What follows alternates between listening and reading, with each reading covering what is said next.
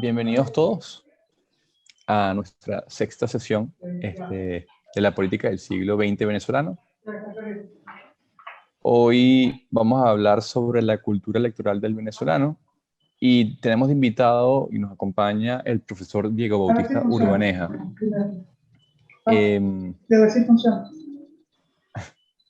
Les recuerdo a todos que pueden compartir todas sus experiencias a través de Twitter o Instagram en @proyectobase y en las redes de la Fundación para la Cultura Urbana.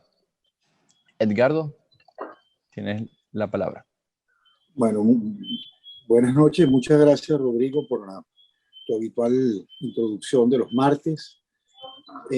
Hoy nos corresponde ya la penúltima sesión de este recorrido que hemos emprendido en torno a los contenidos del libro La política en el siglo XX venezolano, volumen que, como ya bien saben, pronto estará por ser editado, está pronto a circular, editado por la Fundación para la Cultura Urbana. Y en esta penúltima sesión nos corresponde hablar del capítulo que estuvo a cargo de Diego Bautista Urbaneja, titulado La cultura electoral del venezolano. Quisiera, como es habitual, hacer una presentación formal del autor, de nuestro invitado de hoy, el doctor Diego Bautista Urbaneja, quien es historiador, abogado y profesor universitario, dio de número de la Academia Nacional de la Historia, fue fundador de la Escuela de Estudios Políticos de la Universidad Central de Venezuela y profesor de Historia de las Ideas Políticas y de Sistema Político Venezolano en la misma Universidad Central de Venezuela. Entre 1986 y 2006, el doctor Urbaneja fue profesor invitado por el St. Anthony's College de la Universidad de Oxford. Fue diputado al Congreso Nacional, columnista del diario El Nacional y director del Diario de Caracas. Y durante muchos años ha sido conductor de un programa muy escuchado por Radio Caracas Radio, que lleva por nombre La Linterna. El doctor Urbaneja ha publicado, entre otros, los siguientes libros: La idea política de Venezuela, 1830-1870, El gobierno de Carlos Sublet, o La importancia de lo normal, La política venezolana desde 1958 hasta nuestros días, y La renta y el reclamo, libro fundamental dentro de la bibliografía de Urbaneja, que es un largo estudio sobre el tema del petróleo y la economía venezolana. No quisiera dejar de mencionar, entre los títulos publicados por el doctor Urbaneja, el que fue editado por la Fundación para la Cultura Urbana bajo el título de Bolívar, el pueblo y el poder, que fue premiado durante el cuarto concurso anual transgenérico organizado por la propia Fundación para la Cultura Urbana. A manera de introducción, como suelo hacer, estando en presencia de nuestros autores, quisiera decir lo siguiente. A la hora de haberme comprometido como coordinador de este volumen en torno al siglo XX venezolano en lo político, pensé sin duda alguna en Diego Bautista Urbaneja y en la mirada que Diego podría ofrecer en torno al tema electoral, por la sencilla razón de que este recorrido habría quedado inconcluso si no hubiese comprendido un capítulo dedicado al hecho de que el siglo XX fue el siglo en el cual los venezolanos aprendimos a votar, al menos a votar en términos masivos, lo cual va a ser además una de las características más relevantes que comparta el siglo XX en lo que a la universalidad del voto se refiere. De modo que cuando consultamos las hojas de ese almanaque, que fue el siglo XX, constatamos que los venezolanos nos incorporamos también a la modernidad política por la vía de la cultura electoral. Diego cumplió a cabalidad a la hora de formular esta mirada que comprende su capítulo. Y creo incluso que ya de entrada, en lo que al capítulo se refiere, y lo habrán podido apreciar ustedes como lectores de los textos que hemos distribuido, en este caso el capítulo de Diego para esta penúltima sesión, es que de entrada en ese capítulo hay tres conceptos claves que maneja el autor. Uno de ellos es que la cultura electoral del venezolano fue producto de una construcción.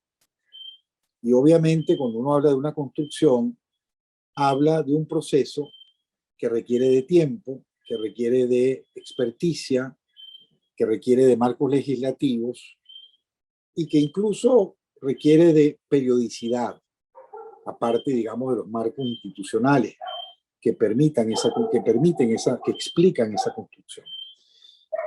Pero también hay algo muy importante y definitorio dentro de esa construcción, según lo señala Urbaneja, que es el hecho de que el proceso electoral llegara a alcanzar altos niveles de credibilidad.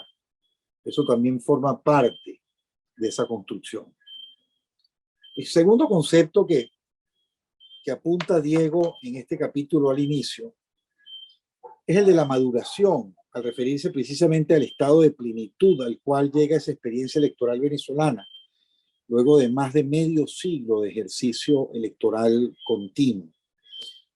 Y en tercer lugar, y es por donde quisiera comenzar la conversación con nuestro invitado, es que a su juicio, a juicio de Diego Bautista, la cultura electoral es además un producto histórico.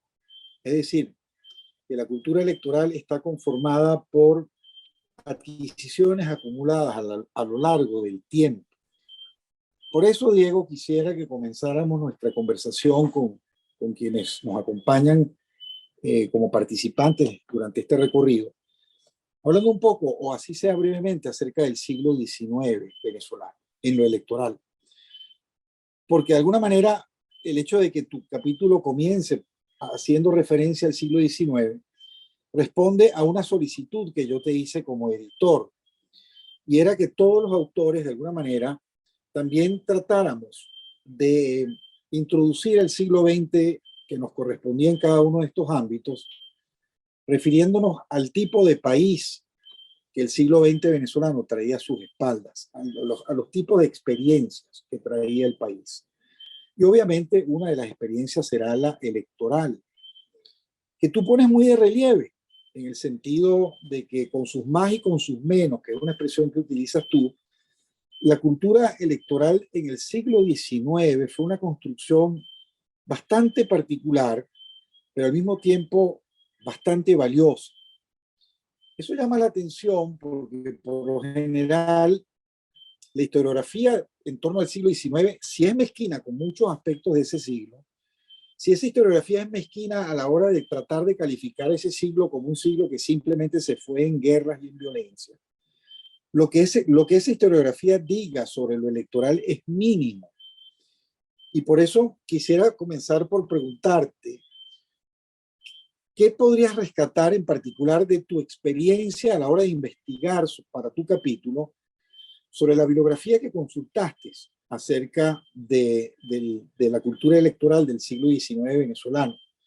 ¿Y por qué llegas a la conclusión de que esa cultura, con sus más y con sus menos, tuvo una trayectoria mucho más interesante de lo que comúnmente tiende a reconocérsele cuando se habla del siglo XIX?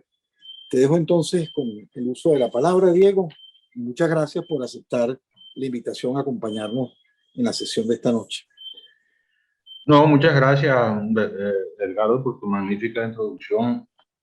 Y efectivamente es muy pertinente tu referencia o tu consulta sobre el siglo XIX, en parte o en buena parte por lo que fue el primer punto de los que tocaste, que es el tema de la construcción, que es un tema que a mí cada vez por decirlo así, me apasiona más. una manera de decirlo, la idea de que el país, la Venezuela que tenemos ahora y la que hemos ido teniendo ha sido siempre producto de un proceso de construcción que también ha ido acompañado de procesos de destrucción y de retraso y de retroceso, pero ha sido un proceso de acumulaciones.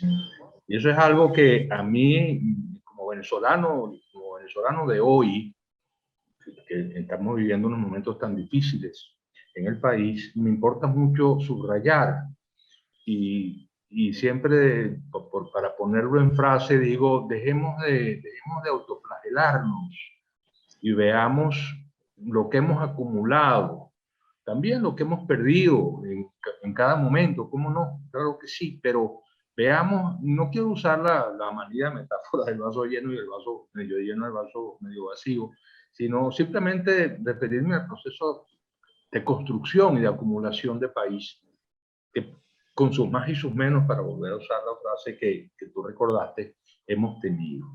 Y eso va con el siglo XIX, efectivamente, como tú muy bien decías, la experiencia electoral, la experiencia política, cívica venezolana del siglo XIX es siempre muy soslayada en comparación con el tema militar caudillesco. Y efectivamente la idea de que el siglo XIX fue un siglo de caos, de anarquía, de guerras civiles, de violencia permanente, es una idea muy extendida que tiene mucho de validez en cuanto a los hechos mismos, pero al lado de eso hay como un esfuerzo cívico permanente de luchar contra eso, muchas veces perdiendo la batalla, pero que nunca se descansa, nunca reposa. Y si algo, como tú muy bien recordabas, de esa experiencia cívica ha sido soslayado, ha sido la experiencia electoral del siglo XIX. Por cierto, me gustaría resaltar en este momento el nombre del profesor Alberto Navas, que ha sido un historiador que ha tenido la perspicacia de dedicar sus tareas investigativas muy valiosas, por cierto, al rescate de la experiencia electoral venezolana del siglo XIX. Y muchos dirán, ¿cómo es eso de experiencia electoral venezolana del siglo XIX? ¿Cuándo? ¿De a dónde? Pues sí, desde 1830 hasta 1846, en Venezuela se eligieron con los mecanismos típicos de las formas liberales de aquel momento, que excluían a una parte muy importante de la población, pero así estaba previsto en las leyes, pues. Y era la ideología liberal predominante en aquel momento, en la cual solo los propietarios podían votar, y eso era así en todas partes del mundo. Pues elegimos 4 presidentes. Uno de ellos, José María Vargas, contra la voluntad del mandamás del momento, nada menos que el León de Payara, el general José Antonio Páez, que no quería que José María Vargas ganara las elecciones de 1834, y las gana el doctor Vargas. Va a estar muy poco tiempo en la presidencia, ciertamente, pero bueno, eso es un síntoma de que hay una cultura cívica que incluso se le impone al caudillo, hay un esfuerzo civil que incluso se le impone al caudillo indiscutido del momento, que era nada más y nada menos que José Antonio Páez. Y bueno, y tuvimos 4 elecciones bastante regulares, bastante respetadas, donde no se acusó en una forma predominante de fraude. Y bueno, llegó una coyuntura muy difícil, que es la coyuntura del año 46, donde ese proceso de acumulaciones y de cultura democrática, con los límites propios de una cultura liberal limitada, que limitaba la participación política de los propietarios, de todas maneras se iba ensayando y iba madurando, incluso muchas personas que no podían ejercer el derecho al voto por la ley, sin embargo se incorporan al proceso político a su manera, y entonces son los seguidores de Antonio Leocadio Guzmán, y son los seguidores de Zamora, y que no podían votar, que eran unos peones que no tenían la propiedad necesaria, pero que bueno, seguían a esos líderes y que de alguna manera se incorporan al proceso político civil.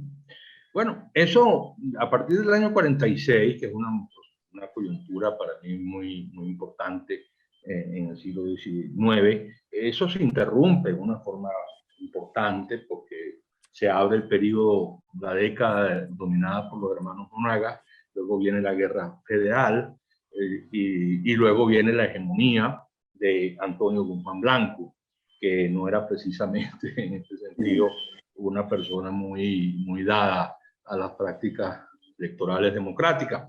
Pero de alguna manera, ese paréntesis, que es importante, desde luego, y es largo, no, ok, está allí, pero no nos debe hacer olvidar lo que había ocurrido antes y lo que va a ocurrir después ya, cuando Guzmán Blanco pierde la hegemonía.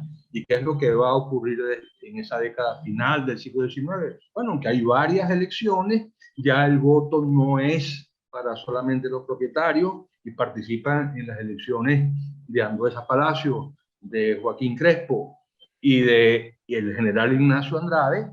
Cientos de miles de personas, cientos de miles de venezolanos votan en esas elecciones, claramente dominadas por el partido que había creado o construido Antonio Guzmán Blanco, el Partido Liberal Amarillo, que después que Guzmán Blanco abandona la escena, pues queda más bien bajo el patrocinio y la impronta del general Joaquín Crespo, y entonces allí termina la experiencia del siglo XIX, con lo que yo llamo, no sé si lo uso, Edgardo, no sé si uso la expresión canto de cisne, con las elecciones de 1897. En las elecciones de 1897 se enfrentan el general Ignacio Andrade, candidato del hegemón Joaquín Crespo, y un general que hoy llamaríamos de repente a lo mejor populista, muy demagógico quizás, el general José Manuel Hernández, alias El Mocho, que vienen con unas nuevas técnicas electorales aprendidas en Estados Unidos o conocidas en un viaje que hace a Estados Unidos, y se convierte en un líder muy popular que parece que le iba a ganar las elecciones al general Ignacio Andrade. Y en esas elecciones donde votan cientos de miles de personas, bueno, ahí todo el mundo supone que hubo un gigantesco fraude.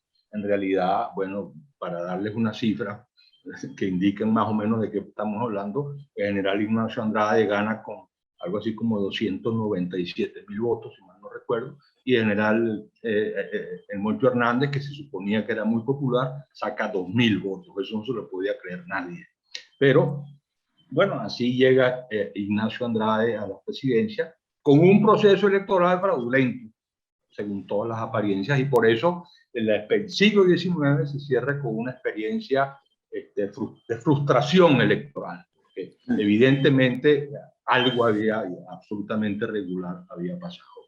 Bueno, ahí termina, pero hay un bloque de experiencia histórica que es importante conocer y rescatar, porque esos son venezolanos de carne y hueso que vivieron, que votaron, que participaron como pudieron de procesos civiles, y eso no es una cosa para echar a la basura. Y con ese canto de signa de la elección de 1897, pues termina ese siglo, y luego viene, perdóname que me meto un poco ya de una vez en el siglo XX, Edgardo, un periodo, un paréntesis, pues que ya empieza con Cipriano Castro, pero que sobre todo son los 27 años de dictadura de Juan Vicente Gómez, donde ya hay un corte muy fuerte entre lo que ocurre hasta 1897 y lo que va a empezar a ocurrir después de 1936. ¿Vale? Que ahí tenemos 36 años de bloqueo electoral, que desde luego significa pues una interrupción muy importante en la construcción de la cultura electoral del venezolano. Claro, ahí arrancas tú tu parte del capítulo referido al siglo XX a partir, digamos, de lo que significó esa desconfianza ante el hecho electoral, cuando el siglo debuta, cuando viene el régimen castrogomecista, régimen que tú has estudiado y quizás es uno de los regímenes que tú más has estudiado del siglo XX de distintas perspectivas, e incluso has puesto de relieve elementos de valía dentro de lo que podría ser un examen de los haberes o de lo que ese régimen pudo haber dejado en términos de construcción del Estado moderno, algo de lo cual hemos comentado en sesiones anteriores y te hemos citado como uno de los autores que ha incursionado en esas visiones en torno a la construcción del Estado moderno a partir del gomecismo. Pero si algo reconoces justamente al comienzo de ese capítulo es que en lo que se refiere a la cultura electoral, allí está presente más bien una realidad desprovista de todo contenido cívico. Incluso mencionas que hasta desde el punto de vista de los arreglos constitucionales que se dan durante esa etapa de 27 años del régimen gomecista, más bien se describe cierto retroceso o pierde aún más terreno, digamos, lo electoral de lo que ya había perdido, para luego advenir, como dices tú, el año 36, el régimen de López, luego del 41, el régimen de Medina.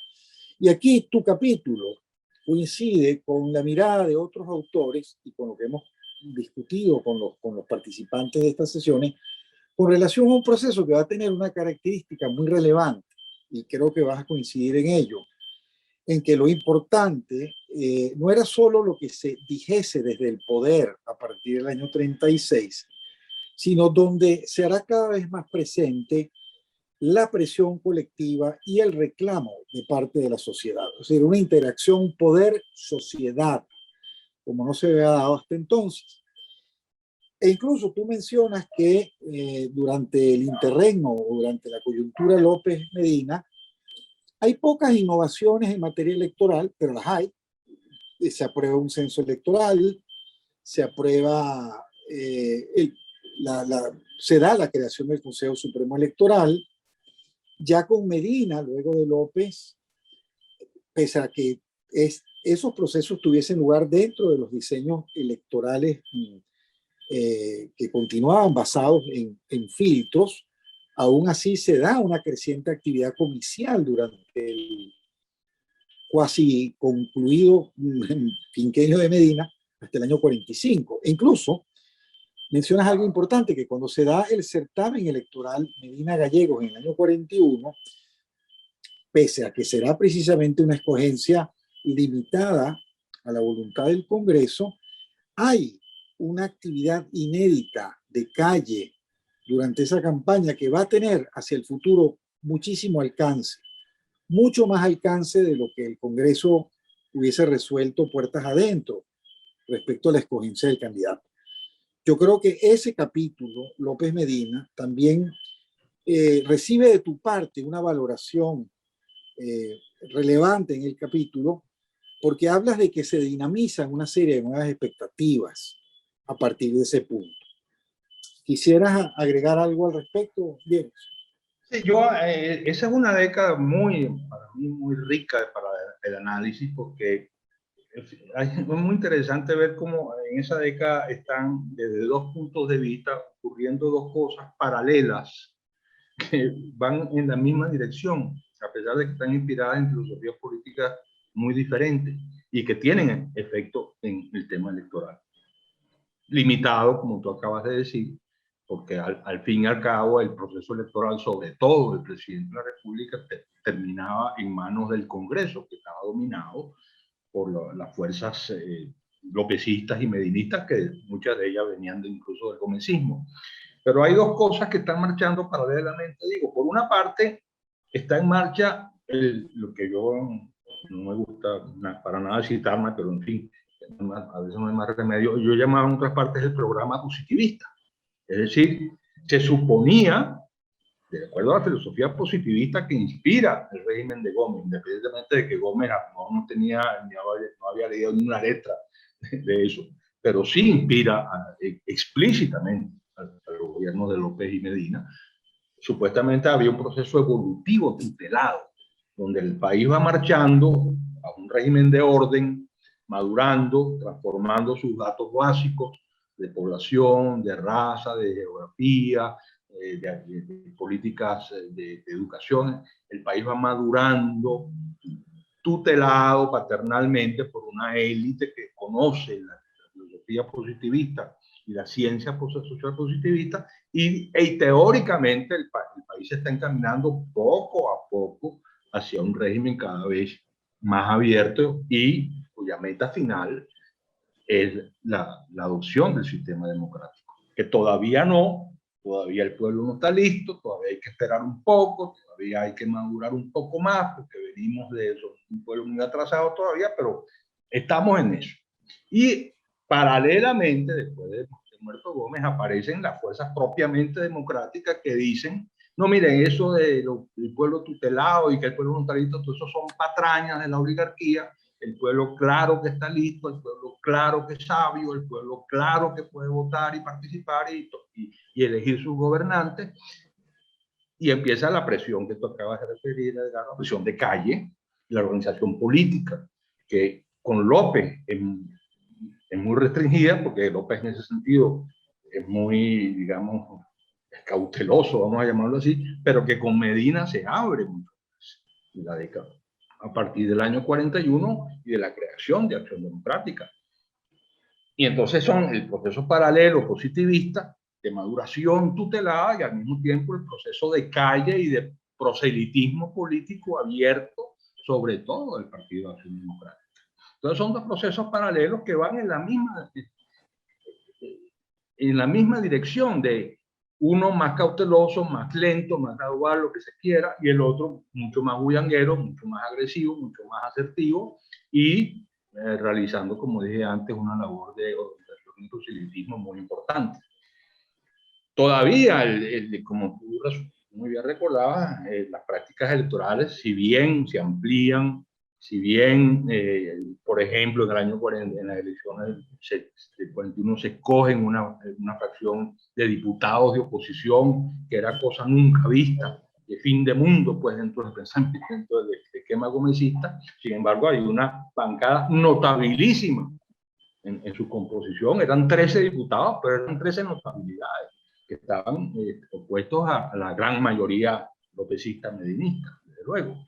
Pero se escogen 13 diputados de oposición que bastante ruido hacen. Se lanza la candidatura, que siempre se llama simbólica, de Rómulo Gallegos, con un meeting legendario en el nuevo Circo de Caracas y un discurso también legendario de nada menos que Pedro Blanco, presentando la candidatura de Gallegos, que se sabía que iba a perder las elecciones del 41, porque las elecciones estaban dominadas por el Congreso, que iba a votar, por supuesto, por Medina, pero hay una labor de, bueno, ya los venezolanos empieza ese camino al que tú referías al comienzo de tu intervención, Edgardo, de aprender a votar, de aprender a escoger gobernantes, de aprender a ir a un meeting, de aprender a oír a un orador, de aprender a ponerse una franela. Este proceso empieza ahí en el año 40. Entonces, esa es una década muy significativa en ese sentido, en el sentido de la construcción de nuestra cultura electoral. Esos serían mis comentarios complementarios a lo que tú dijiste. Fíjate que tú propones un corte bastante interesante a partir de ese punto, año 45, año que hemos comentado mucho en este curso, por todas las implicaciones rupturistas que entraña el año 45, incluso en lo electoral, nada menos que la consagración de la universalidad del voto, una normativa electoral ampliada, lo que tú llamas el proceso de aprendizaje ya mucho más sostenido, una pedagogía que lleva a que se amartillen una serie de valores, comenzando por la aceptación de fórmulas competitivas de poder. Eso significa calle, eso significa campaña, eso significa mítines, tal cual como tú lo has dicho.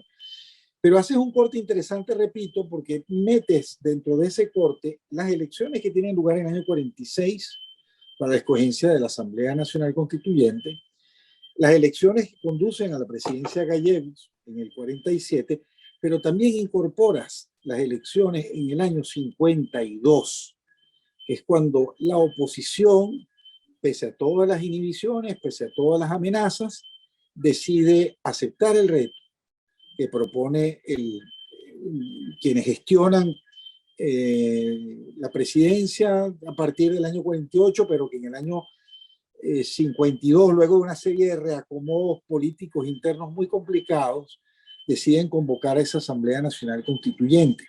Y tú lo agregas dentro de una secuencia por insistir en la idea de que el venezolano no desaprendió a votar. Entonces, no sé si, yo creo que sería interesante que tú pudieras insistir un poco ante nuestra audiencia de lo que fue el valor que significó esas elecciones, ese reto ante la convocatoria que hizo la Junta Provisoria en el año 52. Sí, efectivamente, yo creo que las elecciones del año 52 juegan un papel de pivote muy importante que subraya con mucho acierto, Edgardo. Porque claro, las elecciones del año 46 y las elecciones del año 47 que cogen la Asamblea Constituyente, que promulga la Constitución del año 47 y que luego ese mismo electorado prácticamente inmediatamente después va a elegir abrumador, con mayorías abrumadoras en ambos casos, a Rómulo Gallego. Ya es la primera manifestación del hecho de elegir directamente a todos los gobernantes, incluyendo la presidencia de la República, donde pueden votar los analfabetos, donde pueden votar los pobres, donde pueden votar las mujeres, nada menos en medio país, que estaba hasta ahora excluido de esa posibilidad. Pero en esa efervescencia del año 46-47 es cortada por el golpe militar del año 48 que derroca a Rómulo Gallego, y se abre entonces lo que se llama una década militar, así se la llama, pues así como se habla del trienio ADECO, del 45 al 48, se habla de la década militar que va del 48 al 58. Bueno, pues esa década militar tiene un punto, que es el año 52, casi en la mitad de la década, que son, las elecciones se hacen en noviembre del año 52, perdón, que es la elección de la Asamblea Nacional Constituyente para promulgar una nueva constitución. Porque cuando derrocan a Gallego, los partidos de oposición a Gallego, que eran COPE y URD, aceptan, están de acuerdo con el derrocamiento de Gallego, con la condición de que se vuelva lo más pronto posible a la práctica democrática. Y la manera de expresar esa promesa y de cumplir ese compromiso es la elección de una asamblea constituyente en el año 52 para que haga una nueva constitución. No se está eligiendo presidente de la República en el año 52, sino una asamblea nacional constituyente. Y aún bajo el régimen militar, que en ese momento todavía estaba el doctor Germán Suárez Flamerich, pero el hombre fuerte del momento era el coronel, entonces todavía coronel Marco Pérez Jiménez. Aún bajo un régimen militar, ese mismo pueblo que había votado en el 46 o el 47 vuelve a votar de la misma manera. Es decir, de la misma manera en el sentido de que probablemente el triunfo de URD, que es el partido que gana esas elecciones del 52, probablemente se debe al voto masivo de los adecos que habían votado por Gallego y que estaban ilegalizados, y que entonces deciden votar por las planchas de URD para esa Asamblea Nacional Constituyente. Bueno, ese año 52 es una especie de recordatorio a los venezolanos de cómo es que se vota, y cómo es que se vota además contra un régimen dictatorial, que ya empezaba a hacerlo el régimen cuyo hombre fuerte era Pérez Jiménez. De manera que ese año 52 es un año muy importante porque es una especie de punto intermedio que está clavado en la mitad de la década militar y que apenas 5 años más tarde va a tener otra vez la oportunidad, o 6 años más tarde, la oportunidad de volver a elegir presidente de la República cuando vota en diciembre del año 58 por Rómulo, nada menos que por Rómulo Betancourt, la bestia negra de los que habían derrocado a Gallegos en el año 48. Entonces, el año 52 y esa experiencia del año 52 y el hecho de que los venezolanos, bajo un régimen cuyo hombre fuerte, Marco Pérez Jiménez, le dan una verdadera paliza a las listas del gobierno, y votan pues por la alternativa democrática que representaba en ese momento URD y su máximo líder en ese momento, que era Jovito Villalba. Yo quisiera terminar mi parte, Diego, para darle oportunidad también a los cursantes de hacerte observaciones o comentarios sobre la lectura.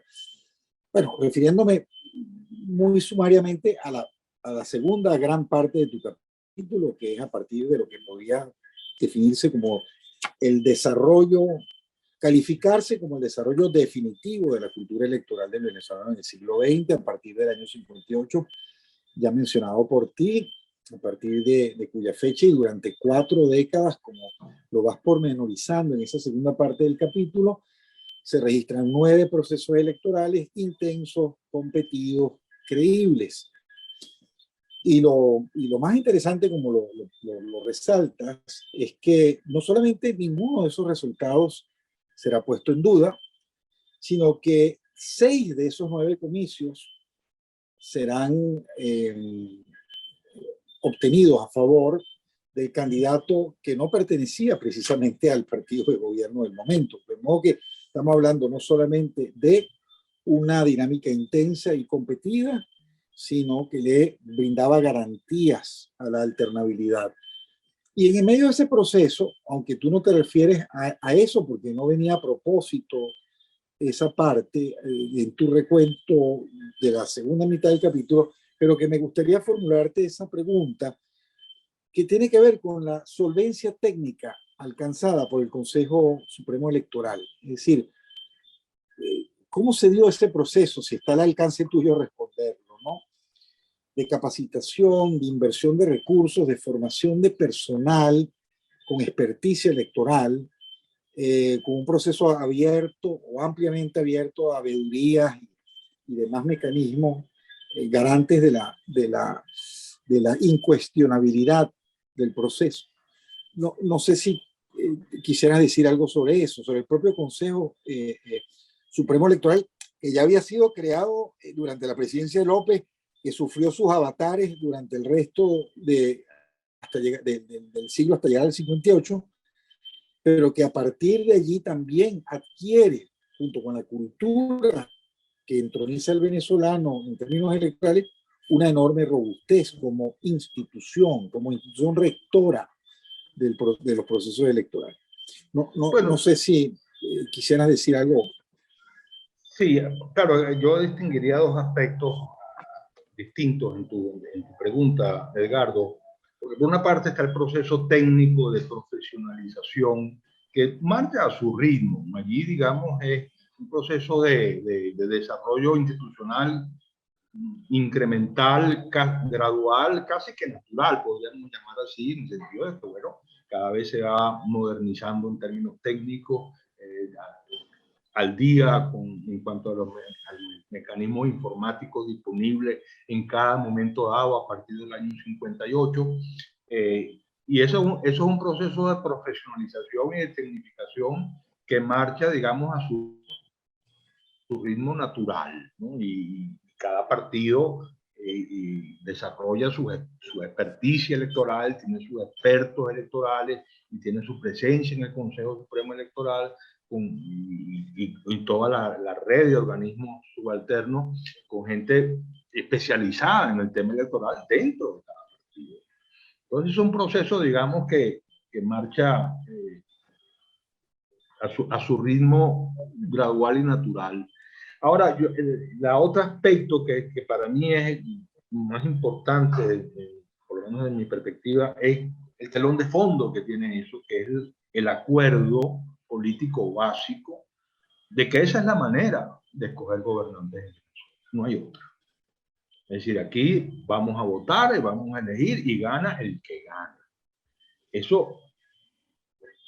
Ese consenso básico y de acuerdo a los votos obtenidos, después se reparten las cuotas de poder en cascada en todos los poderes del Estado. Pero ese acuerdo básico, ese consenso básico, que es el que sirve de verdadero apoyo y pilar y telón de fondo a ese proceso de tecnificación y de respetabilidad. Porque ese dato que tú recordabas no es un dato, o sea, no es un dato menor. Es decir, que solamente, en realidad solamente una vez, Edgardo, que es cuando Leoni sucede a Betancourt, porque cuando Pérez sucede a Lucinchi es muy de discutir si eso fue un triunfo de Acción Democrática. Es decir, incluso sabemos que no era el candidato de Lucinchi, Carlos Andrés Pérez, en el año 88. Era que todos los procesos electorales, incluso Octavio Lepage, amplio, importante dirigente de Acción Democrática, acuñó una frase, dijo, en Venezuela el gobierno no gana elecciones. Ya convertida casi en una especie de ley electoral informal en Venezuela. Eso es un dato, sea verdaderamente, hay que verle la cara, ¿no? Al hecho de que de 9 elecciones, 6 la gana el partido de oposición. Ahora, lo que quiero resaltar es ese consenso básico Y bueno, y la experiencia política que se va acumulando sobre ese, bajo ese paraguas. Y los venezolanos llegamos a ser verdaderamente un electorado, yo lo llamo muy, muy resabiado. Ya los venezolanos llegamos a saber muy bien cómo funciona la campaña electoral, qué se le puede creer a un candidato, qué partes de promesa, qué partes de demagogia, qué partes de mentira. Todo eso lo llegamos a... Desarrollamos un programa mental para manejar todos esos datos y nadie se engañaba mayormente con respecto a por qué votaba como votaba y qué podía esperar de un triunfo electoral, de un resultado electoral cualquiera. Por supuesto, en las campañas electorales que se convirtieron en unas grandes, sobre todo en su época de apogeo, unas grandes fiestas colectivas, porque eran larguísimas y poderosísimas y costosísimas y bellísimas desde otro punto de vista. Pues todo el mundo llegaba a un momento ya de clímax, ¿no? Pero todos sabíamos de qué se trataba y que cuando en un mitin se proponían y se prometían tal y cual caso, bueno, esas son cosas de los mítines. Los venezolanos llegamos en ese sentido a tener una cultura electoral, en mi opinión, extremadamente desarrollada, probablemente la más desarrollada de todo el continente. Bueno, fíjate, de pronto yo me desvié un poco con esa pregunta en la que te quise insistir, porque calzaba dentro de lo que también hemos visto respecto a la construcción institucional del país en el siglo XX, y no quería dejar de mencionar eso. Claro, mucho más importante que la experticia acumulada en lo técnico es la experticia acumulada en lo histórico, es decir, esa gimnasia que formó parte, digamos, que le dio robustez a la cultura electoral del venezolano. Y te pregunto para cerrar ya de una buena vez yo, si llegamos a tal grado de robustez, robustez de la cual no podemos hablar en estos momentos, pero sí de una experiencia histórica acumulada, a tu juicio, esos reflejos electorales están aún implantados allí en la médula de nuestra sociedad. Mira, a mi juicio sí, Edgardo. Yo creo que, es decir, si por A o por B vamos a aquí cambiar el ambiente político y volviéramos a una etapa de pluralismo político y de competitividad, los venezolanos volveríamos a retomar nuestro apego al hecho electoral y nuestra confianza en el hecho electoral. Por supuesto, en otro contexto completamente distinto, ya no existirían las grandes maquinarias políticas, ya el liderazgo político sería muy distinto, la fortaleza de la sociedad, lo que se llama la sociedad civil, sería muy distinta y la capacidad de control de las organizaciones políticas sobre el resto de la sociedad sería mucho menor que lo que llegaron a tener las grandes maquinarias, sobre todo la Acción Democrática y COPEI en la época del bipartidismo.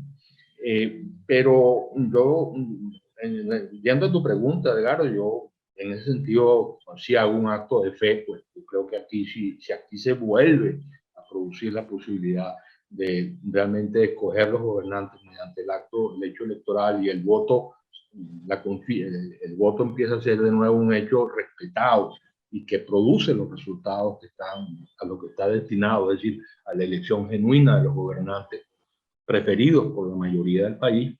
Yo creo que los venezolanos primero haríamos una gran fiesta y sin duda alguna que incluso quienes se han ido alejando por distintas razones, a veces hasta opuestas, de esa práctica volverían a retomarla sin la menor duda. O sea, que es una gimnasia en receso, pero una gimnasia que logramos acumular, ¿no? Que es lo importante. No, incluso, y ahora que mencionas eso, porque tenemos que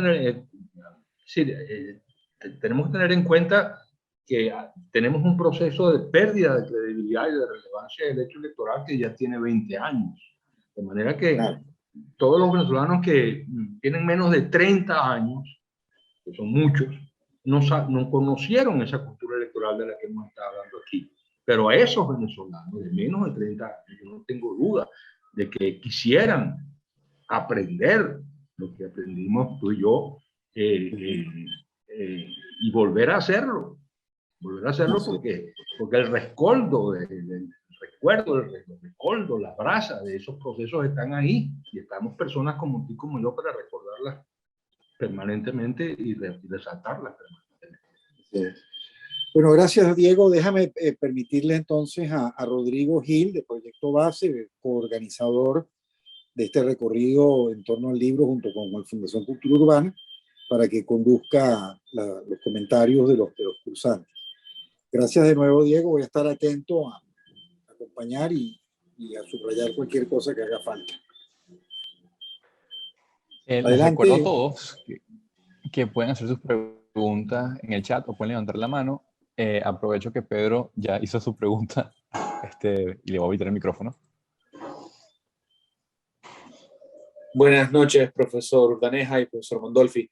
Muchas gracias por los comentarios sobre las lecturas. Tengo una pregunta para el doctor Urdaneja. En la lectura, usted menciona que a finales de los siglos de la década de los 70 hubo una combinación de una euforia económica y una hipertecnocratización de los partidos políticos. ¿Hay alguna relación entre esas dos cosas? Y ahí también tendría que ver el hecho de que la gente también dejó de votar porque ya no necesitaba participar en la política por la situación económica. Quería escuchar sus pensamientos al respecto. Muchas gracias. Perdona, Pedro, la segunda parte de tu pregunta, de lo último que preguntaste, que lo perdí, cuando el tema de la participación de la gente. Eso tenía que ver con algo que habíamos hablado antes del curso, que es que si la participación política bajó, porque ya como había una situación económica más favorable, las personas no se veían obligadas a participar. Sí. Bueno, primero, en la primera parte de la pregunta, yo sí creo que hay una relación entre la tecnificación y la forma de participación en los procesos electorales, porque a partir sobre todo de las elecciones del año 73 y en la época del bipartidismo, que va desde las elecciones 73 hasta las elecciones del 88, el proceso electoral se tecnifica mucho en el sentido del mercadeo. Es decir, a partir del año 73 se contratan grandes agencias publicitarias, grandes especialistas internacionales en técnicas electorales, y esa mercadotecnia electoral desarrollada al máximo por partidos extremadamente poderosos y con muchísimos recursos financieros se mezcla con el hecho de que la campaña electoral altamente tecnificada en términos de mercadotecnia al mismo tiempo es muy abarcante. Es la época de los jingles, es la época de las franelas, es la época de las maracas, de los pitos, también es la época en la cual las campañas electorales son larguísimas, porque no solamente la campaña electoral propiamente tal, sino también está la pre-campaña electoral de los grandes partidos para elegir a sus propios candidatos. Entonces el proceso electoral termina siendo a veces casi que de 2 años. Y eso es una especie de espiral envolvente, yo creo que yo toco eso en el trabajo, en la cual al final ya prácticamente no queda casi nadie fuera. Y por eso, en realidad, el tema de la participación, el aumento de la abstención electoral es bastante gradual. Es decir, Venezuela nunca llega a tener índices de abstención verdaderamente tan significativos como en muchos otros países. Hay un cierto alejamiento porque los partidos convertidos en grandes maquinarias productoras de votos y grandes aparatos burocráticos se van alejando de la población y de lo que llaman los problemas de la gente, porque se convierten ellos en su propio fin. Eso es una dinámica organizacional muy conocida, cuando las grandes organizaciones se convierten en su propio fin y dejan de atender el fin al cual están teóricamente destinados. Entonces hay un proceso de escepticismo, de alejamiento de una minoría de la población. De verdad que la mayoría de la población de Venezuela sigue votando hasta las elecciones del año 88, que son digamos, el apogeo pues, del poder de los 2 grandes partidos en Venezuela. César Batis pregunta, ¿cuáles elementos de la cultura política venezolana cree usted que entendió Chávez para convertirse en presidente y sostenerse en el poder hasta su muerte? Yo no sé si... es decir, vamos, Chávez se monta sobre la cultura electoral del venezolano en el sentido elemental de la expresión. Es decir, con sus dotes particulares como dirigente, con su carisma, con su lenguaje, con sus atractivos individuales, se monta en el hecho de que los venezolanos nos gusta votar, vamos a votar, y él logra que una mayoría lo escoja por las razones contextuales de una década de mucha crisis económica, todo lo que fue el gobierno del segundo gobierno de Carlos Andrés Pérez, lo que fue el segundo gobierno de Caldera, lo que había sido el proceso de declive social y económico de la década del 80, lo cual crea un clima de reivindicación, de frustración, de rabia, en el cual se monta Chávez, usando no mucho las técnicas electorales, digamos, de mercadotecnia, sino usando su atractivo personal y su mensaje que encajaba muy bien dentro de ese contexto de frustración y de descontento, ¿no? Y de desencanto. Entonces, ¿qué elementos de la cultura electoral usa Chávez? Bueno, el más básico, que los venezolanos escogemos nuestros gobernantes votando por ellos. De resto es ya producto de su particular mensaje, de su particular personalidad, de la forma en que engarza su mensaje con la situación. Y en ese sentido, Chávez, que gana las elecciones del año 98, no es un Chávez producto de las técnicas de mercado electoral, producto de un liderazgo particular personal que él tenía y una personalidad electoral muy apropiada y muy bien engarzada con el contexto social y económico en el cual actúa para ganar esas elecciones. De manera que esa sería mi respuesta a esa pregunta. Ok, ahorita nos vamos a adelantar un poquito hasta hoy, que me hubiese gustado terminar con esta pregunta, pero ¿es posible una salida electoral hoy? Mira, a ver, parece que ahí lo crucial es que queremos entender por posible, ¿no?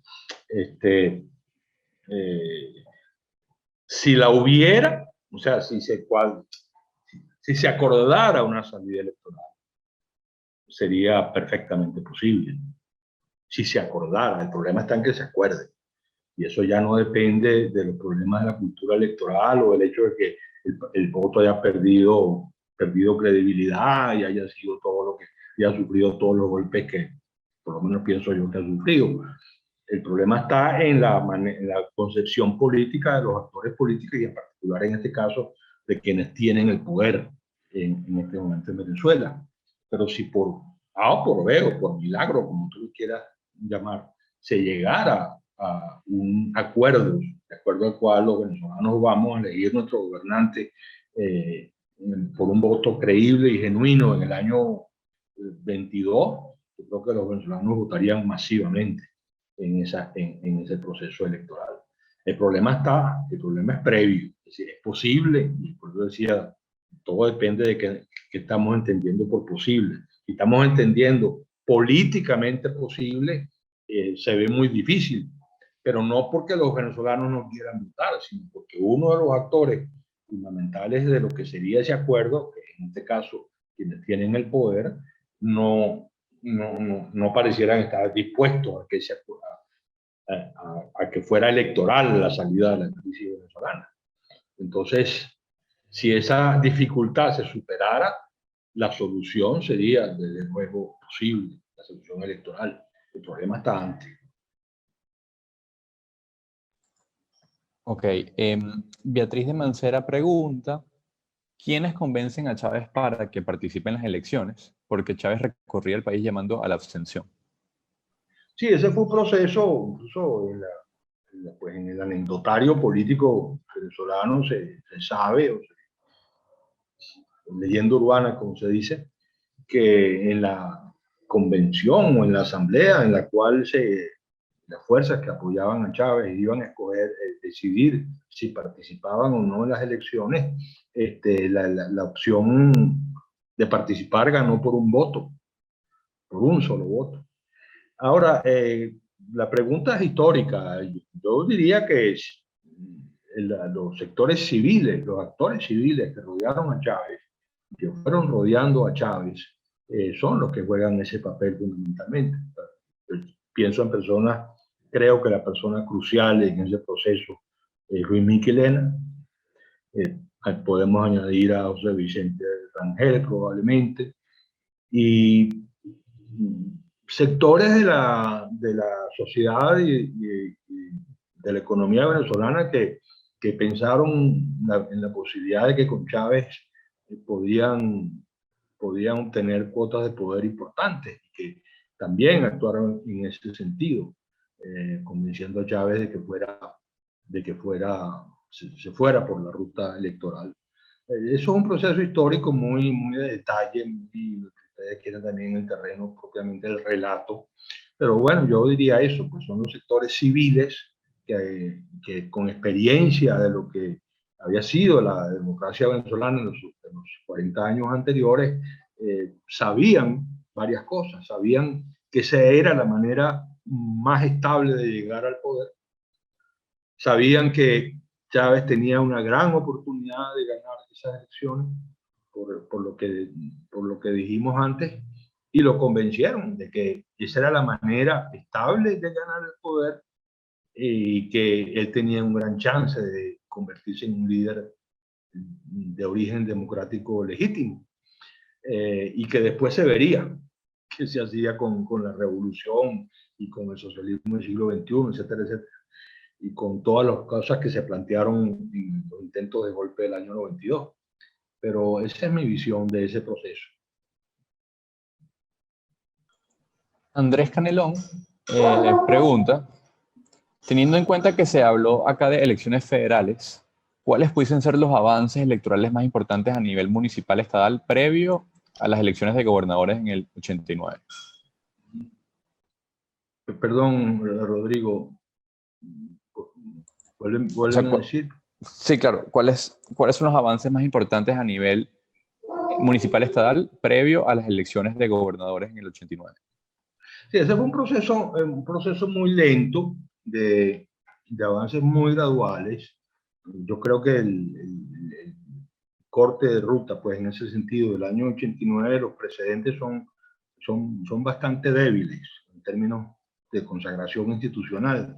Yo creo que los avances son sobre todo en la creación de un clima de opinión pública muy favorable a los procesos de descentralización y los procesos de nominalidad del voto, provenientes tanto de las fuerzas regionales más importantes que se habían desarrollado en diversos estados del país, como de lo que se llamó la sociedad civil, del mundo de los movimientos vecinales, etc.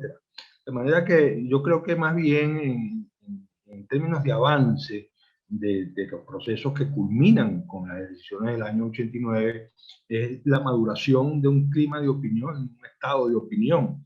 Y aquí vale la pena recordar la creación de la COPRE, que fue una manera, probablemente quienes crearon la COPRE, los jefes políticos que crearon la COPRE no creían mucho en ella, pero la COPRE jugó un papel muy importante en la creación de ese clima de opinión, de ese clima de aspiraciones por la elección de las autoridades regionales y municipales y por la nominalización del voto.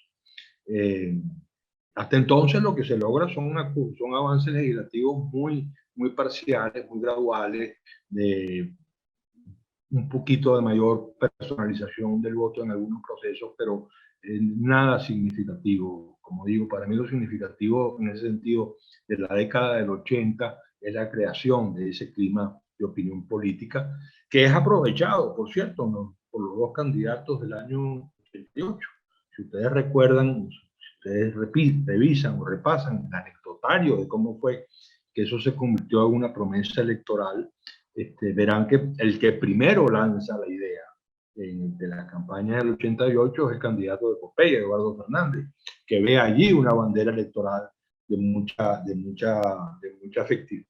efectividad potencial.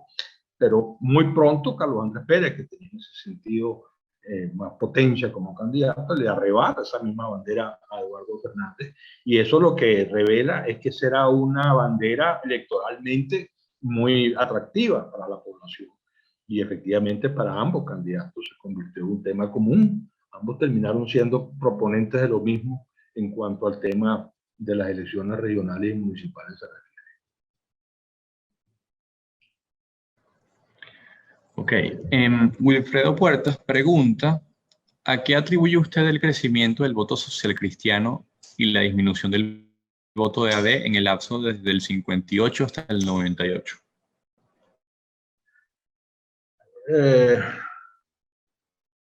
Bueno, vamos a ver. Primero,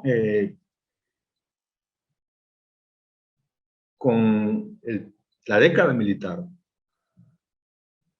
a la cual hicimos referencia en otros momentos de la conversación, la gran hegemonía acción democratista obtenida y expresada en las elecciones del año 46, del año 47, sufre una interrupción. Acción Democrática es ilegalizado, es perseguido fuertemente. Y el único partido que mantiene en existencia legal es COPEI, durante la década militar y en particular bajo la dictadura militar de Pérez Jiménez. De manera que eso le permite a COPEI, mal que bien, mantener unos cuadros, mantener una actividad, mantener una acción legal, política, que le permite fortalecerse en algunos estados del país, en particular en los Andes, y también está en este sentido, en esos años, su relación con la Iglesia Católica, que era una institución muy importante y que no tenía malas relaciones con el gobierno de Pérez Jiménez. Cuando cae el gobierno de Pérez Jiménez, que vuelve el proceso electoral democrático, todavía la mayoría de la población vota por Acción Democrática, pero ya no es el 70, casi el 80% como en la década, en los años 46-47, ya es el 50%, y ya COPEI se consolida en algunos bastiones del país, precisamente como dije antes, en los Andes y en las principales ciudades y en la clase media de las principales ciudades. Ahora, la pregunta tiene, bueno, y a partir de allí viene el desgaste natural del gobierno por parte de ADEDO, 10 años gobernando. COPEI hace una oposición muy inteligente al gobierno de Raúl Leoni. Caldera era un dirigente político de gran peso, de gran categoría, de manera que empieza a producirse pues el crecimiento natural de un partido cada vez más organizado, con un liderazgo muy fuerte, que es el de Caldera, y que empieza a expandirse, a salir del rincón andino, digamos así, y a expandirse por todo el país. Pero hay una cosa en esa pregunta que quiero subrayar, porque tiene mucho que ver con la amplitud de visión de la élite política venezolana en aquellos años. Me refiero a que cuando Rómulo Betancourt gana las elecciones del año 58 y crea, de acuerdo al pacto de Punto Fijo, se crea el gobierno de coalición con los socios COPEI y URD, que eran los competidores de Acción Democrática, pero que habían acordado que el que ganara las elecciones iba a tener el apoyo de todos los partidos. Rómulo Betancourt, y yo creo que en este sentido hay que personalizar el asunto. Rómulo Betancourt, pero por supuesto, por lo menos obedecido por los grandes dirigentes de Acción Democrática, decide que hacer una cosa muy rara en política, que es subutilizar su poder y darle a sus competidores, COPEI y URD, las herramientas para que ellos crezcan más que Acción Democrática. Porque Rómulo Betancourt venía muy traumatizado por lo que había sido la experiencia del año 45 y 48, donde Acción Democrática había ejercido una hegemonía aplastante, o por lo menos había sido así vista por quienes eran las minorías. Y por eso al COPEI y URD apoyan el golpe que es Roca Gallego. Y entonces Betancourt dice, no, esto no puede volver a pasar. Nosotros no podemos, los adectos, no podemos volver a dominar el país de esa manera. Y tenemos que crear una democracia plural, donde al lado de Acción Democrática crezcan partidos que sean una alternativa real de poder. Su favorito particular en ese sentido era COPEI, pero también estaba URD. Y entonces, si ustedes examinan el gabinete de Rómulo Betancourt, en ejecución del pacto de Punto Fijo, verán que de Acción Democrática solamente hay 2 ministros. El ministro de Minas y Hidrocarburos, como se llama entonces, que es un ministerio sin importancia electoral y política, un ministerio técnico, y el Ministerio del Interior. Claro, es decir, un ministerio crucial, porque era el ministerio pues, que aseguraba la estabilidad política del régimen. Pero le da a COPEI el Ministerio de Fomento, que es el ministerio que dirige nada menos que la política de industrialización. Le da el Ministerio de Agricultura, para que COPEI crezca en los campos venezolanos. Le da a URD el Ministerio del Trabajo, que es el ministerio que controla y que maneja y que se relaciona con el mundo sindical y el mundo obrero. De manera que Betancourt en ese sentido tuvo una amplitud de visión que yo quiero aprovechar la pregunta para...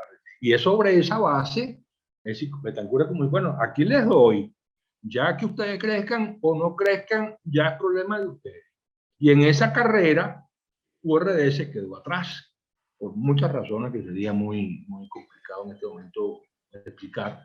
Y el que aprovecha esa oportunidad de crecimiento por tener una claridad doctrinaria mucho mayor, por tener un liderazgo mucho más firme, por tener una ambición de poder mucho más definida, es COPEI, que va creciendo poco a poco hasta convertirse en la segunda gran maquinaria política del país, junto con Acción Democrática, ya hablando del año 73. Pero yo quería, en relación a esa pregunta, destacar la importancia que tiene el hecho de que la idea que inspira al primer gobierno puntofijista es la idea de crear una democracia donde no haya un predominio político de nadie y donde todos los partidos tengan oportunidad de crecimiento de acuerdo a sus habilidades, a su liderazgo, a su organización. Y en ese sentido, como digo, URD, pues por muchas razones muy particulares, se queda atrás, y el que realmente se convierte en el gran retador de Acción Democrática, como todos sabemos, es COPEI. Oye, yo quisiera agregar algo, un elemento más a ese análisis tan interesante que has hecho, Diego, a propósito justamente de lo que te referías a la subutilización que Betancourt hiciera de su poder durante su presidencia constitucional. Y es que a todo lo que has dicho y digamos al esfuerzo electoral acumulativo de COPEI a partir del año 58, quizá habría que agregar como dato los procesos de fracturas internas que sufre Acción Democrática. Es decir, cómo COPEI de alguna manera procesó sus disidencias internas de otra manera, que no condujeron a rupturas, que no condujeron a disensiones. COPEI se dobló, pero nunca se rompió. Quizá el momento más dramático que lo pueda revelar o ilustrar fue cuando Luis Herrera Campins aspira por primera vez a la candidatura frente al candidato que favorecía a Caldera como presidente durante su primera presidencia, que era Lorenzo Fernández, y aún así Luis Herrera no pudo menos que decir ante el hecho: ¿qué haría yo fuera de mi partido? Es decir, ¿qué haría yo a la deriva?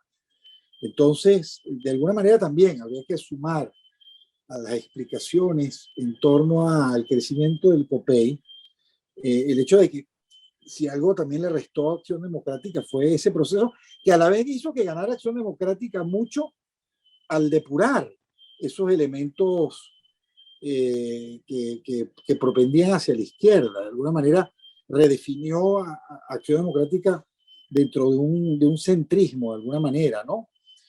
Dentro de esa idea de partido policlasista, en fin. Quería nada más agregar eso dentro de tu muy amplia respuesta, Diego.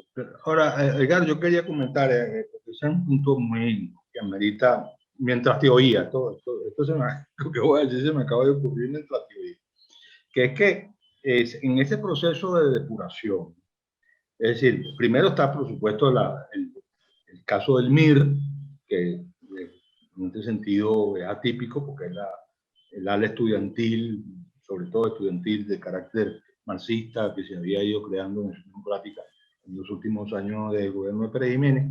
Pero bueno, además el tema de la Revolución Cubana. Y la otra división es la del ARS, del grupo de Raúl Ramos Jiménez, que se produce, si mal no recuerdo, el año 62, y la última y la tercera división es la que hace perder las elecciones a Gonzalo Barrios, que es la que se produce con Prieto Figueroa. Ahora, en los tres casos, sobre todo en estos últimos dos casos del ARS, cuyo máximo líder era un dirigente muy importante ya llamado Raúl Ramos Jiménez, y luego la que da nacimiento al MEP, con Miguel Beltrán Prieto, que era uno de los grandes líderes históricos de Acción Democrática, y probablemente el más romulero de todos, cuentan los que conocen esa historia pequeña de Acción Democrática. En Betancourt, que es el intransigente, digamos, que produce esa fractura a la que tú te has referido, su temor era que volviera la Acción Democrática del año 45. Porque el grupo de Ramos Jiménez, por ejemplo, el grupo de Ramos Jiménez, la gran queja que tenía el grupo de Ramos Jiménez era las muy buenas relaciones que desarrolló Rómulo Betancourt con la iglesia venezolana y con COPEI, que era a los ojos de ese sector de Acción Democrática la reacción. Todavía estaban pensando en términos del año 46. Y la iglesia de los curas oscurantistas y la reacción oscurantista, católica, reaccionaria. Ajá. Entonces, Betancourt lo que quería era justamente lo contrario. Bueno, Betancourt y todo el puntofijismo, consenso, amplitud, cero fracturas, cero conflicto, o reducirlas al mínimo. Y en cierta forma, el tema de Prieto y la división con Prieto tiene un origen parecido, porque el problema de la ruptura con Prieto no es Prieto, es Paz Galarraga, que era un adeco del viejo molde. No era problema ya ni siquiera de izquierda o derecha, o izquierda o centro. Era un tema de, bueno, tú vienes a reeditar el trienio, reeditar los conflictos con la iglesia, reeditar los conflictos con las burguesías de Caracas, de Valencia, de Maracaibo, o seguimos en el juego del consensualismo y de los acuerdos propios del puntofijismo. Y fíjate que es de muy corto vuelo ambas divisiones. Muy pronto ambos partidos, tanto el ARS como el MEP, casi desaparecen del escenario político venezolano y se impone el puntofijismo ya en el formato bipartidista. Ok, Marcelo Guerra pregunta, ¿se hizo algún intento en el periodo del 58 al 98 para realizar un debate entre los candidatos a la presidencia? Mucho. Pero, antes de responder la pregunta, un cachito que se me quedó en relación a lo que planteaba Edgardo, que COPEI no tenía ninguno de esos problemas. COPEI no tenía ningún trienio, ningún problema que resolver, como lo que sí tenía AD por su legado. Entonces, primero la fortaleza del liderazgo de Caldera y, bueno, el hecho de que las divisiones en COPEI, las diferencias en COPEI, no tenían el peso histórico y el significado histórico que tenían en el caso de Acción Democrática como legado del trienio. Perdón, Rodrigo, ahora vuélveme a hacer la pregunta, por favor. Sí, la leo de nuevo. ¿Se hizo algún intento en el periodo del 58 al 98 para realizar un debate entre los candidatos a la presidencia? Bueno, hubo varios debates. Entre candidatos hubo, recuerdo un debate muy importante por la calidad y el peso de los contendores, digamos, en ese ring, que era pues, en el año 63, un debate entre Rafael Caldera y Arturo Ugarte, que era candidato presidencial en ese momento. Eso fue un debate de muchísimo nivel, de muchísima altura.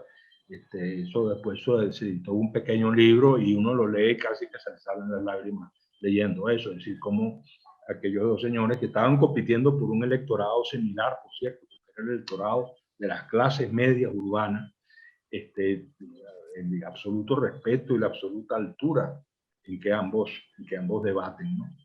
Y luego hubo un debate muy frustrado, un debate que no tuvo verdadera importancia, que fue un debate entre Jaime Lucinchi y Rafael Caldera. Fue un debate frustrado en el sentido que realmente no tuvo la densidad intelectual del anterior, de Caldera con Garpietri, y además ya en esas elecciones, digamos, el peso, el predominio electoral de Jaime Lucinchi en ese momento del debate estaba como muy claramente definido. Caldera claramente iba a perder esas elecciones y bueno, trató quizás de hacer una especie de operación de retaguardia a ver qué podía recuperar con ese debate, pero es un debate que se quedó muy corto en cuanto a las expectativas. De resto no hubo debates presidenciales de ese calibre. Lo que había era pues, la competencia en la campaña electoral. Hubo dos debates importantes, ya no de candidatos presidenciales, que voy a rescatar. Ambos de enorme calidad. Uno entre Arturo Uslar-Pietri y Juan Pablo Pérez, debate televisado. Todos estos son debates televisados. En torno a la política petrolera de Pérez Alfonso, que era el ministro de Minas de Rómulo Betancourt, que tenía una postura petrolera totalmente opuesta a la que tenía Uslar-Pietri, y esos eran los dos grandes ídolos pues, del pensamiento petrolero venezolano, los dos grandes tótems, Pérez Alfonso y Uslar-Pietri. Esa era, es decir, la pelea por el título de los pesos pesados en términos de pensamiento petrolero. Y luego, en las elecciones del año 68, hubo un debate doctrinario entre Arístides Calvani, que era el arquitecto del programa de gobierno de Rafael Caldera, que lucía con importantes posibilidades de triunfar en esas elecciones, y un señor llamado Ramón Díaz, que era expresión del pensamiento neoliberal venezolano, que era muy pequeño en ese momento, partidario de la economía capitalista, del libre mercado, eso era una minoría, pero se produjo Ramón Díaz acusaba al programa de gobierno diseñado por Calvani de ser un programa fascista. Y entonces se armó esa discusión entre Calvani y Ramón Díaz, y fue una discusión de pura ideología, es decir, de puras ideas. Eso no lo hemos vuelto a ver en Venezuela más nunca, un tipo de debate de ese tipo. Estos dos últimos ya no eran debates presidenciales. Le pregunto, con respecto a ese último debate de Arturo Uslar-Pietri y Pérez Alfonso que comentó, eso lo moderó Carlos Rangel. Sí. Carlos Rangel lo moderó. Ok. Quiero aprovechar para hacer una última pregunta, y ya que tocó el tema petrolero, me parece importante tocarlo. Diego Bautista, ¿qué influencia tiene el petróleo en el sistema electoral venezolano? Bueno, yo no diría que tiene el petróleo una incidencia específica en el sistema electoral. Es decir, el petróleo tiene una incidencia en toda la configuración del sistema político venezolano, porque es el que financia el sistema político venezolano. Ahora, una incidencia particular en el sistema electoral que se pueda singularizar, yo no la vería. Es decir, el sistema electoral venezolano participa de los mismos rasgos que del consensualismo de las 4 décadas que van del 58 al 98. Pluralismo, reparto de cuotas de poder, y eso tiene un costo alto. Ampliar el consenso lo más posible, minimizar el conflicto lo más posible, y eso cuesta plata, y esa plata la pone básicamente el petróleo. Pero eso no es una particularidad del sistema electoral. Eso vale para todos los elementos del sistema político. La renta petrolera como financista del sistema consensual. Al mismo tiempo que financista de los grandes programas económicos, sociales, educativos, de salud que se desarrollaron en esos años, que fueron en algunos momentos verdaderamente momentos de oro, ¿no? En mi opinión personal. Ok, y ahora para finalizar, Wilfredo Huerta pregunta, y ya como saliéndonos un poco quizás del tema electoral, ¿cuál es su opinión sobre promover una nueva constitución o enmendar la actual? Yo personalmente, bueno, como tú dices, Rodrigo, una pregunta absolutamente política de este momento, ¿no? Yo personalmente, me preguntan, yo diría, deja la actual y hazle la enmienda que tengas que hacer. La Constitución del 99, que es una constitución muy polémica, todos sabemos, es una constitución que, por lo que yo he consultado con los especialistas en la materia en Venezuela, es una constitución que está más o menos dentro de la tradición constitucional venezolana, marcada sobre todo por las constituciones del 47, la constitución del 61 y ahora la 99. Tiene unos cuantos problemas importantes que se pueden resolver vía enmienda, incluso a lo mejor algunos dirían que se necesitaría una reforma. Pero una nueva constitución yo creo que sería, si estamos hablando de política concreta y real, abrir un frente de conflictos y un frente de debate innecesario. Yo quiero decir algo, voy a poner un punto de vista que puede resultar muy polémica, pero que para mí, a mí me parece importante. Los venezolanos, en mi opinión, hemos asumido la Constitución del 99. A pesar de que yo, por ejemplo, voté no en ese referéndum. Ustedes recordarán que la abstención de ese referéndum fue altísima y la mayoría que votó sí fue muy grande también. Yo soy de los pocos que votó no. Pero yo en este momento creo que los venezolanos hemos asumido la Constitución del 99 como nuestra Constitución. Y la hemos asumido por un proceso político muy extraño. Y me estoy saliendo por completo del tema, Edgardo, Rodrigo, que es que la Constitución se ha convertido en nuestra única defensa. Es decir, los venezolanos no tenemos para defendernos, no hemos tenido desde hace años para defendernos sino la Constitución. Y por eso vamos a los organismos internacionales con la Constitución en la mano, y vamos a la OEA con la Constitución en la mano, y vamos a la Corte Penal Internacional con la Constitución en la mano. Y la Constitución, quitando algunos problemas que tiene, algunos desperfectos que tiene, es una Constitución democrática y liberal en el fondo. Entonces, la hemos terminado asumiendo. Yo ahorita peleo por la Constitución venezolana si es necesario. Me caigo a golpes por la Constitución venezolana. Esa es mi Constitución. Después de 20 años y después de los últimos años que ha sido tan maltratada y tan violada. Entonces, es una Constitución que también ella indefensa, pero entre ella y nosotros es lo que tenemos para defendernos, para protegernos, y para reclamar, y para protestar, y para acusar a quien haya que acusar de lo que haya que acusar. Entonces, yo en ese sentido creo que ahorita la Constitución del 99 es la Constitución de los venezolanos. Y yo me opondría, si fuera el caso de opinar o lo que sea, de ir a una nueva Constitución. Creo que es la Constitución más asumida por la población venezolana y más conocida por la población venezolana de toda nuestra historia. Buenísimo. De nuevo, muchísimas gracias, Diego Bautista Urbaneja, por estar aquí con nosotros. También agradezco a Edgardo por su compromiso siempre atento y por las preguntas y las lecturas. Siempre muy agradecido de parte del Proyecto Base. Agradecido también con todos ustedes participantes. Aprovecho un par de comentarios. Gabriela Lepage, de la Fundación para la Cultura Urbana, hace un rato puso en el chat que la convocatoria para el Premio Anual de Transgenérico de este año está abierta, la posibilidad de la postulación, y es hasta el 30 de septiembre, entonces aprovechen aquellos que quieran participar.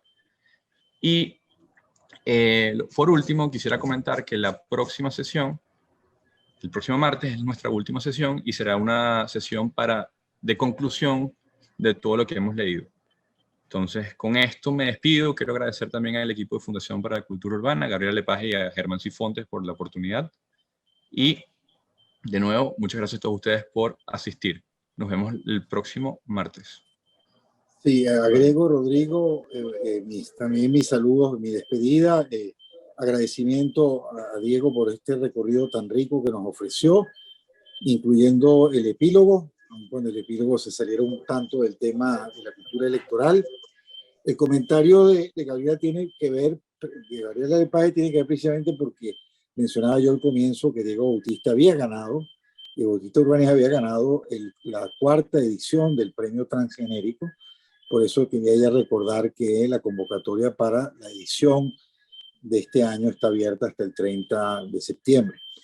Si nos vemos el próximo martes, vamos a concluir con mi capítulo en el libro, que es una especie de epílogo, el discurso de la Venezuela en el discurso de la modernidad del siglo XX. Así que nos vemos el próximo martes, espero que puedan hacer la lectura y bueno, nos reencontraremos por última vez entonces el martes convenido de la próxima semana. Muchas Bueno, gracias. Parte, muchísimas gracias a todos, a Rodrigo, a Edgardo y a todos los participantes. Y bueno, muy agradecido de verdad por esta oportunidad de conversar y de intercambiar ideas. Muchísimas gracias a todos y nos vemos el próximo martes. Hasta luego.